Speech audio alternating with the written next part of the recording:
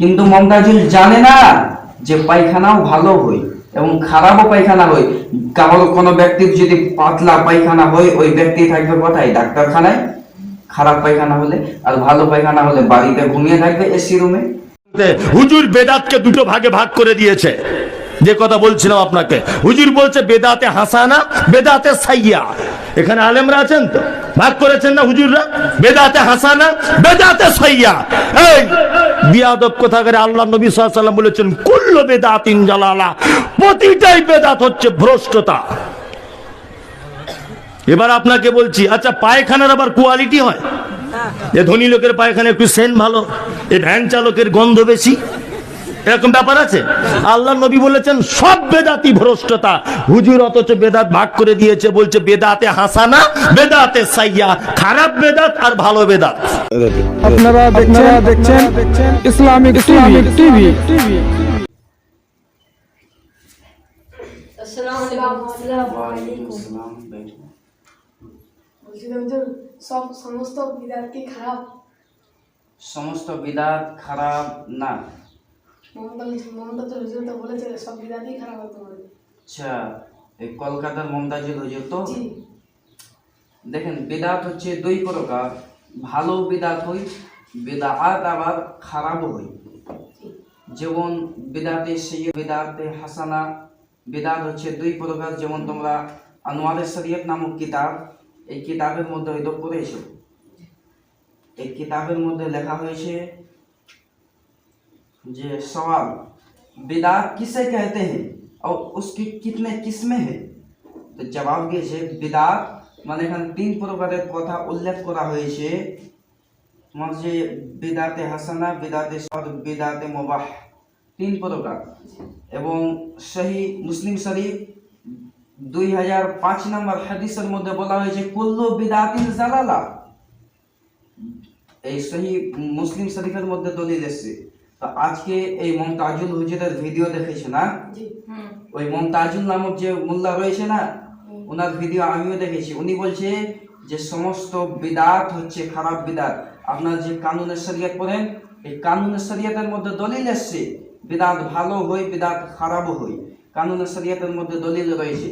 এখন যে মোল্লা বলছে যে বিদাত ভালো হই এবং বিদাত, এখন যে মৌলবি বলছে মমতাজুল যে বিদাত, সমস্ত বিদাত হচ্ছে খারাপ, মানে উনি পায়খানাকে নিয়ে তুলনা করেছেন। বলছেন কি গুয়ের কি সেন্ট হয়, পায়খানা কি ভালো হয়? সমস্ত পায়খানাই তো খারাপ। বড় লোক মানুষের পায়খানা, আপনার যে ভালো গরিবের পায়খানা খারাপ, এরকম ব্যাপার আছে কি? এরকম তো কোনো ব্যাপার নেই। এইভাবে করে উনি তুলনা করেছেন। কিন্তু মমতাজুল জানে না যে পায়খানাও ভালো হয় এবং খারাপও পায়খানা হয়। কারোর কোনো ব্যক্তির যদি পাতলা পায়খানা হয়, ওই ব্যক্তি থাকবে কোথায়? ডাক্তারখানায়। খারাপ পায়খানা হলে, আর ভালো পায়খানা হলে বাড়িতে ঘুমিয়ে থাকবে এসি রুমে।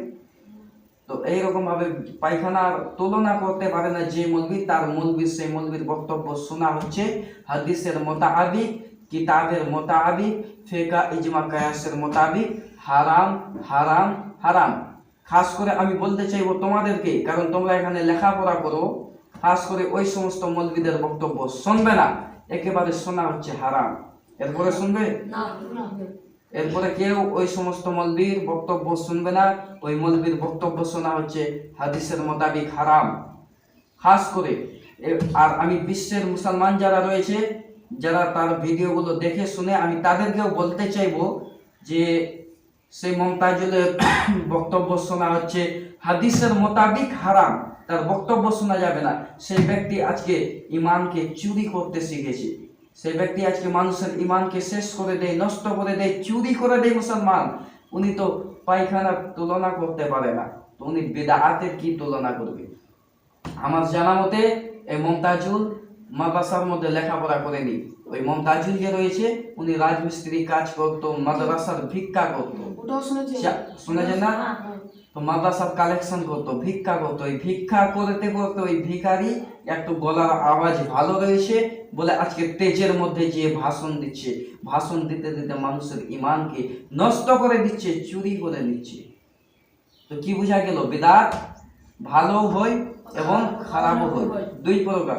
সেই সমস্ত জিনিস বিদআত যে সমস্ত জিনিস নবীর জামানাতে ছিল না, নবীর জামানার পরে যে সমস্ত জিনিস লেখা হয়েছে সেই সমস্ত জিনিস হচ্ছে বিদআত। কিন্তু বিদআত যে ভালো রয়েছে, যেমন ইমাম বুখারী শরীফ যে রয়েছে সেই বুখারী শরীফও হচ্ছে বিদআত, মুসলিম শরীফ বিদআত, আবু দাউদ শরীফ হচ্ছে বিদআত, তিরমিজি শরীফ হচ্ছে বিদআত। নবী মুস্তাফার জামানার পরে যে সমস্ত কিতাবগুলো এসেছে সে সমস্ত কিতাবগুলো হচ্ছে বিদআত। কিন্তু বিদআত বলতে কিন্তু ভালো বিদআত, বিদআত ওই সব কিতাব খারাপ বিদআত নয়, বিদআত তো রয়েছে কিন্তু ভালো বিদআত রয়েছে। যেমন কোন একটি কিতাব লেখা হলো, সেই কিতাবটাকে পড়ার পরে ইসলামের তাকওয়াত পাওয়া যায়, শক্তি পাওয়া যায়, ওই কিতাবটা বিদআত তো হবে কিন্তু ভালো বিদআত হবে। আর এমন একটি কিতাব লিখলো যে কিতাবের মধ্যে আপনার যে ইসলামকে ক্ষতিগ্রস্ত করা যায়, সেই কিতাব যে লিখলো সেটা হচ্ছে বিদআত, কিন্তু সেই বিদআত হচ্ছে খারাপ বিদআত, সেই বিদআতটা হচ্ছে খারাপ বিদআত। যেমন এর মধ্যে বোঝা গেল এর মানে যে বিদআত ভালো হয় এবং খারাপও হয়। খাস করে ওই সমস্ত মৌলবীদের বক্তব্য শোনা যাবে না, হারাম। খাস করে আমি তোমাদেরকে মৌলবীদের নাম বলে দিচ্ছি, যেমন মমতাজুল ইসলাম ইরফানি সাহেব, ওনার বক্তব্য শোনা যাবে না। আব্দুল রাজ্জাক বিন ইউসুফ বাংলাদেশের, ওনার বক্তব্য শোনা যাবে না। ইয়াসিনের বক্তব্য শোনা যাবে না। ডক্টর জাকির নাইকের বক্তব্য শোনা যাবে না। আপনার যে আরেকটা কি যেন বারাদার রাহুল, তারও বক্তব্য শোনা যাবে না।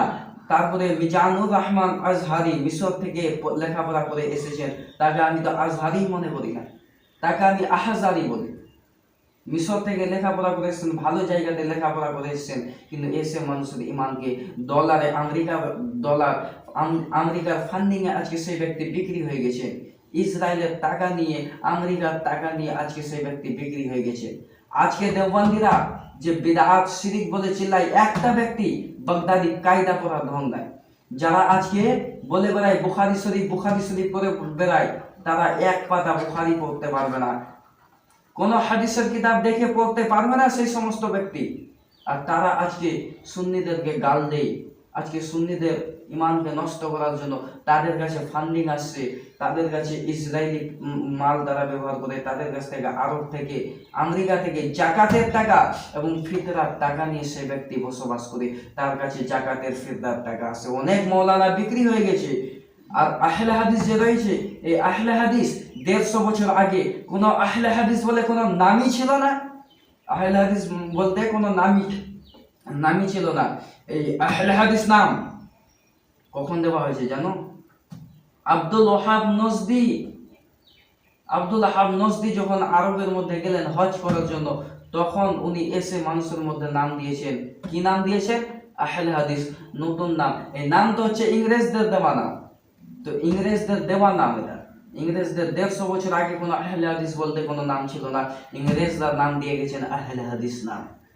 আর খাস করে আপনার যে 73টি দল রয়েছে, পবিত্র কোরআন শরীফ হয়তো পড়েছো, 73 দলের মধ্যে 72 ফিরকা জাহান্নামে যাবে, একটা মাত্র দল যাবে জান্নাতের মধ্যে, সেই দলের নাম হচ্ছে আহলে সুন্নাত ওয়াল জামাআত। সুন্নি জামাত ব্যতীত যে কোনো দল রয়েছে সমস্ত দল হচ্ছে জাহান্নামী, একটা দল জান্নাতে যাবে, সেই দলের নাম হচ্ছে আহলে সুন্নাত ওয়াল জামাত, যাকে আমরা শর্টকাটে বলে থাকি আহলে সুন্নাত ওয়াল জামাআত।